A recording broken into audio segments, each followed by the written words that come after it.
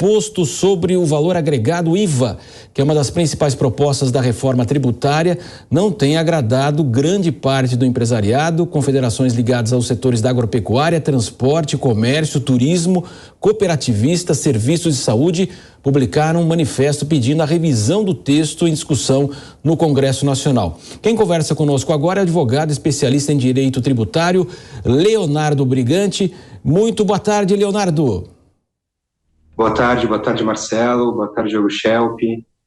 Bom domingo a vocês e a todos os ouvintes da TV, rádio e do Panflix. Para você também, Leonardo, é uma das cobranças em relação às empresas multinacionais, né, que possuem estruturas muito enxutas em relação lá no seu dia a dia, que elas operam no Brasil praticamente com um prédio inteiro para poder entender toda a legislação. E se imagina uma simplificação mínima nessa reforma tributária.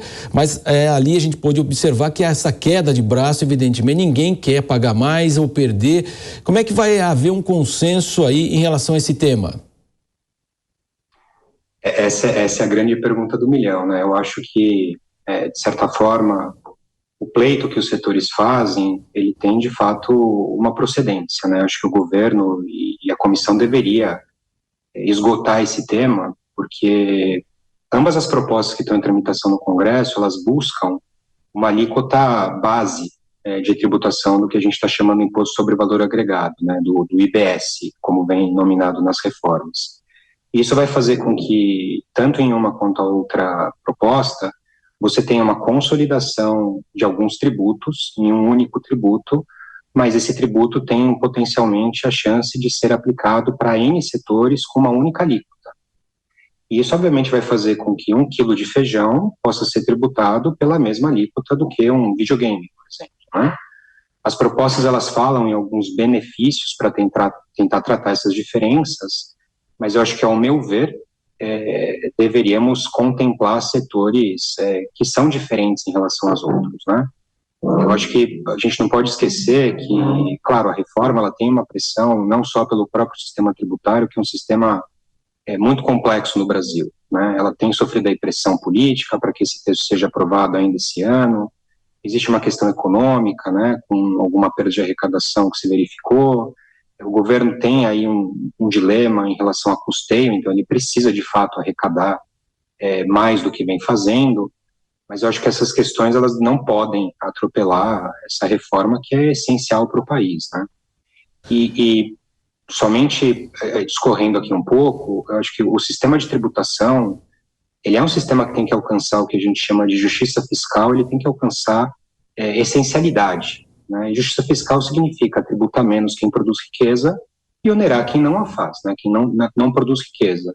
E a nossa Constituição, ela tem um princípio basilar que deveria ser muito impregnado nessas propostas de reforma, né? Eu tenho que tratar produtos de acordo com a sua essencialidade. Se eu assim devo fazer, não me parece o caminho mais correto você ter uma alíquota única que possa ser aplicada para o Brasil inteiro, especialmente porque o Brasil é um país de dimensão constitucional e a gente tem um portfólio de produtos que não são equiparáveis, né? A gente tem o dever de tratar a todos com igualdade. A Constituição diz que um dos princípios basilares do nosso Estado é o princípio da igualdade. E igualdade não significa tratar todo mundo de maneira igual, mas significa tratar desigualmente aqueles que estão em situações desiguais, né? Então, acho que é um pleito procedente, é um pleito que deveria ser um objeto de reflexão um pouco maior pela comissão que tem tratado do tema junto às casas do Congresso. Leonardo, agora a pergunta do nosso comentarista Diogo Schelp. Boa tarde, Leonardo. O Fernando Haddad, ministro da Fazenda, em artigos em anos anteriores, inclusive artigos na Folha de São Paulo, ele defendia um modelo do IVA dual, né? Um IVA que agrupa, né, impostos federais numa ponta e na outra ponta impostos estaduais e municipais. Qual é a possibilidade de que esse modelo venha a ser adotado na reforma tributária e quais são as desvantagens e vantagens dele? Eu acho que, até por uma questão de técnica e lógica, né, você está falando de 3 entes de arrecadação: estados, municípios e a própria União. Quando você objetiva transformar todo esse grupo de tributos que são arrecadados por poderes diferentes em uma única proposta, isso vai fazer com que você tenha que ter uma negociação do ponto de vista de arrecadação com inúmeros atores, né, desse cenário. Eu acho que, por prudência, até por um pouco mais de eficiência e velocidade na transformação, essa proposta de você agregar os federais num tipo de projeto e reforma, estaduais municipais em outro tipo, em outra vertical plataforma de alteração, facilitaria a vida, né? Acho que o ICMS talvez seja um dos tributos mais complexos, né? E aí a gente vê aí nas décadas passadas essa guerra fiscal que ocorre entre os estados tentando contemplar seus contribuintes com benefícios à margem da legislação para trazê-los para dentro da sua jurisdição. Mas eu acho que essa separação ela realmente seria prudente. Eu acho que seria acertado se o governo trabalhasse com impostos federais de um lado, com impostos estaduais e municipais do outro. Eu acho que a gente tem uma boa oportunidade de fazer com que isso avance de uma forma mais ágil e com resultado melhor, né, a se produzir. Leonardo, se ninguém quer perder, né, indústria, agronegócio, serviços, estados, municípios, União, o que pode acontecer com o consumidor final, ou seja, com nós? Esse é um grande ponto, né? Eu sou muito adepto àquela fala de que não existe dinheiro público, né? Ou você é mais tributado ou você tem a sua poupança sequestrada. No final da conta, quem vai pagar somos nós consumidores.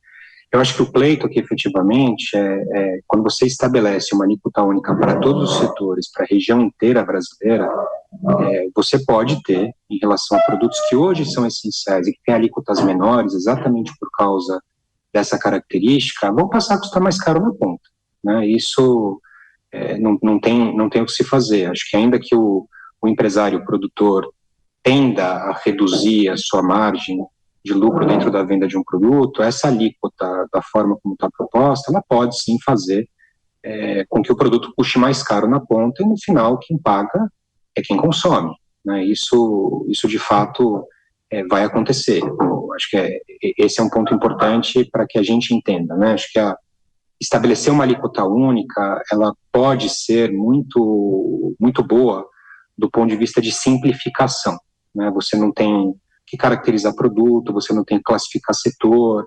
A gente tem algumas discussões clássicas, por exemplo, se um produto é cosmético, se é farmacêutico, se é essencial, se é supérfluo. Eu acho que a alíquota única, ela tem essa sensibilidade de facilitar o sistema. Todo mundo tributa dessa forma, ponto, acabou. Mas essa era uma das grandes discussões, né? O professor Marco Sintra, quando trazia aquela ideia do imposto único, acho que uma das grandes críticas a se fazer era exatamente essa, né? Você equipara pessoas com baixa renda e pessoas de altíssima renda pagando o mesmo percentual em relação àquela movimentação que se faria. E ainda que a gente veja em termos quantitativos, quem ganha muito paga muito mais, ele é muito menos sensível àquela tributação, né?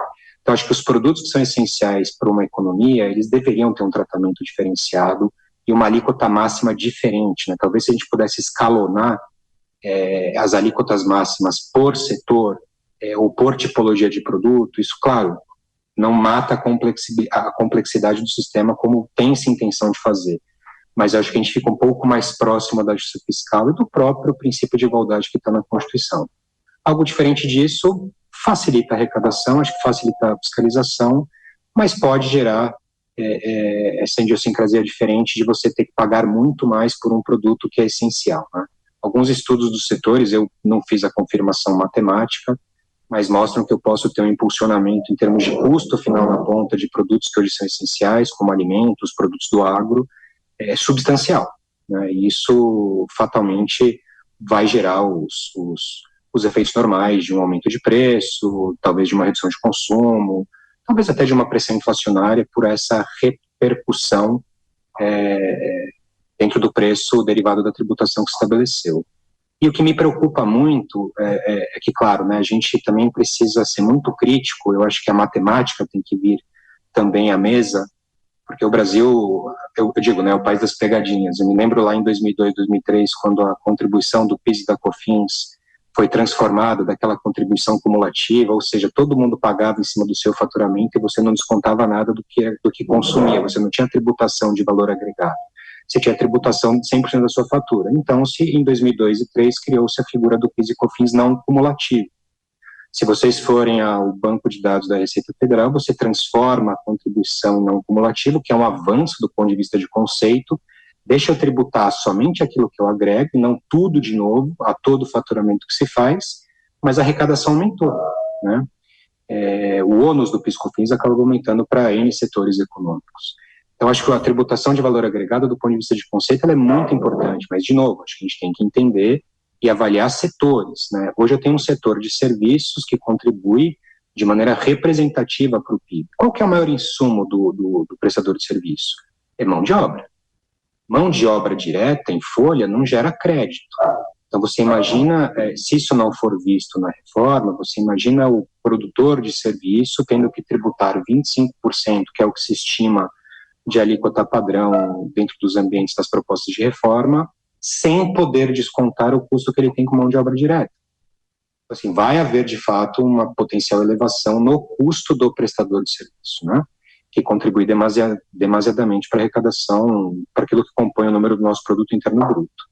Eu acho que essas diferenças, elas precisam ser equacionadas, né? Melhor seria se a gente tivesse uma proposta de reforma que levasse essas diferenças, não obviamente num nível de detalhe muito profundo, né? Mas se pudesse trabalhar em setores, entendendo quão essencial é esse setor, o que ele tem de características em relação aos consumíveis dele, talvez a gente pudesse estabelecer alíquotas diversas por setores. Eu acho que, novamente, isso estaria muito mais próximo a esse princípio da igualdade da Constituição do que qualquer outro. Algo diferente disso, talvez a gente repita o erro da Constituição de 88, que desagou uma enxurrada de contencioso fiscal, né, contribuinte sendo a justiça para dizer que aquela alteração ela não conversa com outros princípios da Constituição, que são cláusulas intocáveis, né, que são as famosas cláusulas pétreas. Então, a gente deveria ter um pouquinho mais de zelo nessa avaliação para poder trazer uma proposta um pouco mais específica, um pouco mais complexa, concordo, mas que converse melhor com todos os outros princípios que norteiam essa seara tributária. Está Leonardo Brigante conversando conosco. Valeu, Leonardo, muito obrigado pela participação do senhor aqui na programação da Jovem Pan. Até a próxima. Marcelo, eu que agradeço. De novo, um abraço a todos. Ótimo domingo para vocês. Para você também. Dando